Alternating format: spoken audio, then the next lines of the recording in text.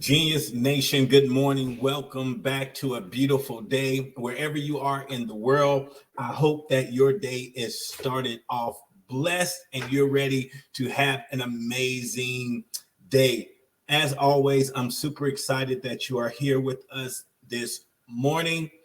Today, I want to talk to you about belief and how important belief is. As we get ready to go into a new year, I want your belief level to be at the apex of your belief.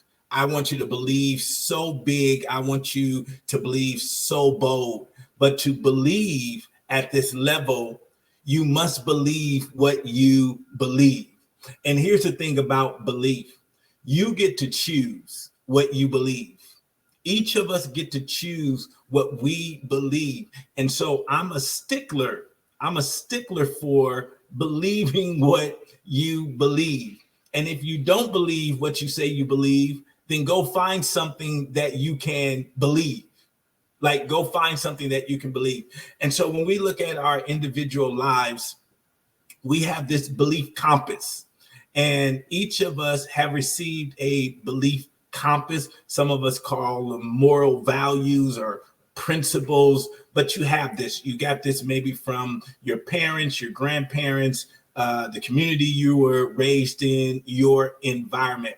A lot of our belief and our moral stances come from our religious belief, what we believe religiously, right? As a spiritual foundation belief, that's where we get it from, right? No matter what you are. For me personally, I don't care. I don't care what your religious belief is. What I do care is that you believe whatever your religious belief is. So you can be Christian, you can be Muslim, you can be atheist, you can be Buddhist, you can be Hindu, or any of the other 7,000 religions out there. All I care about is that you believe what you believe. Why? Because what you believe is going to impact every area of your life, and it's going to impact how you receive. How you receive. Now, for me personally, and I can only share with you my personal journey, and I can only share with you my lived experience. So for me, I have chosen to be a believer in Christ. I have chosen to be a believer in Jesus. That's what I chose. I could have chosen, I started out, my grandmother and my mom, they raised me in the Christian faith.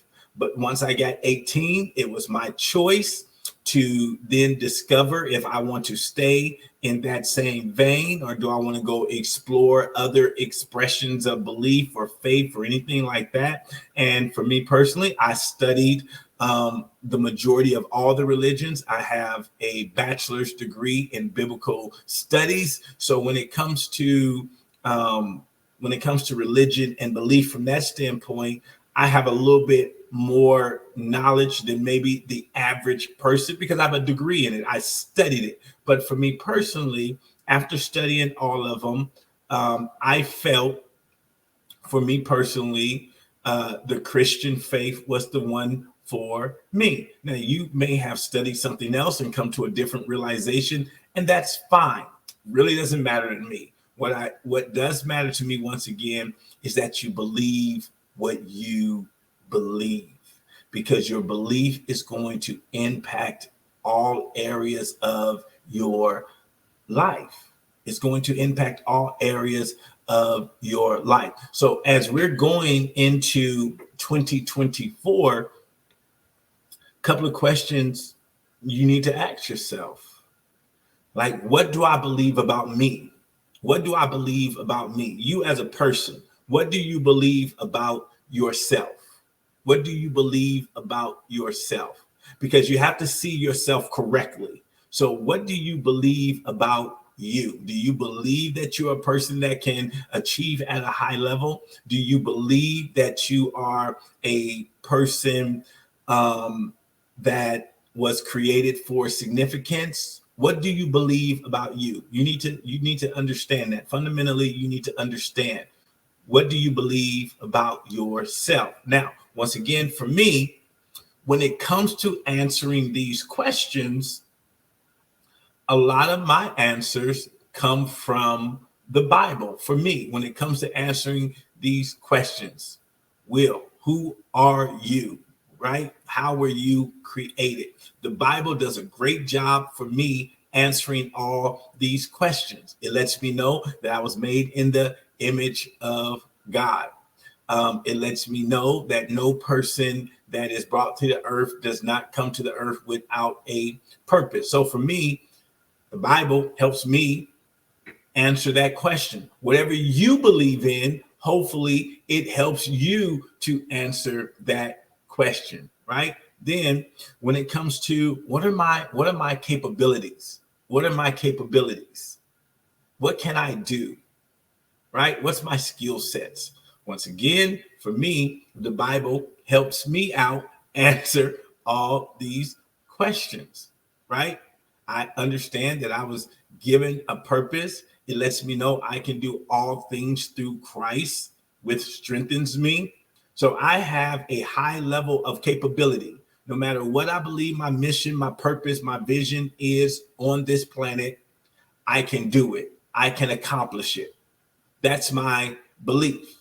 That's my belief. Right. And so as we're going into the new year, I want you to be crystal clear. I want you to be crystal clear on your belief stance, what you believe.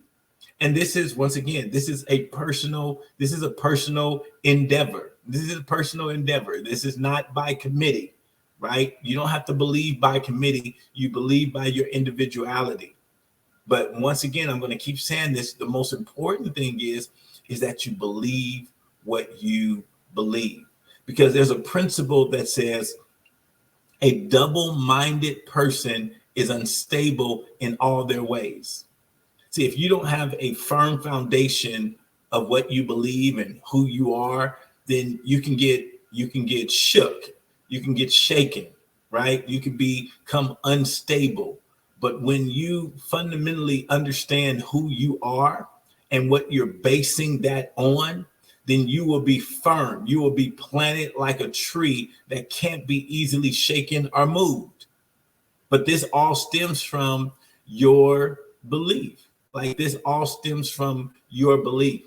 And so one of the major reasons why people don't accomplish at a high level, it's simply their belief barometer. It's their belief. Sometimes they believe, sometimes they don't. Give you an example. So what you believe has to be what you believe. And nothing that happens should be able to shake that belief, right? You got to get to a point that whatever you believe, you believe. So give you an example. For me, I believe that God is for me. I believe that God is for me. I don't believe that God is against me.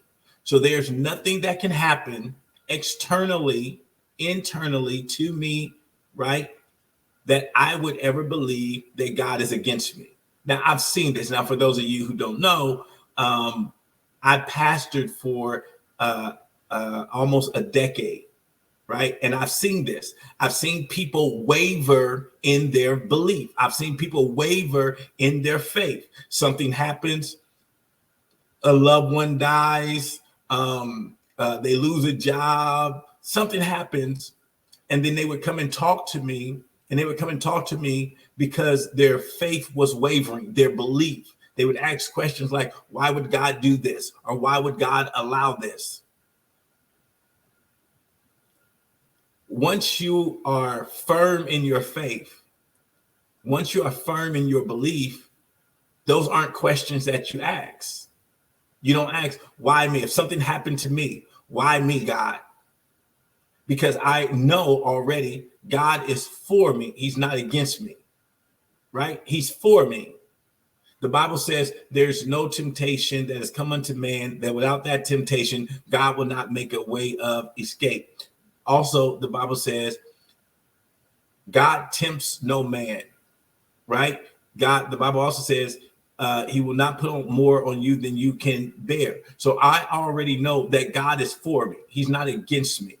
Then I also know that all things are working for my good. All things, no matter what happens in my life, is working for my good. I also know that no weapon formed against me shall prosper. Like, I'm firm in this. I'm firm in this, right? In 2024 vernacular, we call them haters, right? God says this: he'll make your enemies your footstool. I firmly believe that. So I'm never concerned with, per se, a hater, because what I believe is God will make my enemy my footstool. So if someone chooses to hate me, what they're saying to me is they are ready to be my furniture.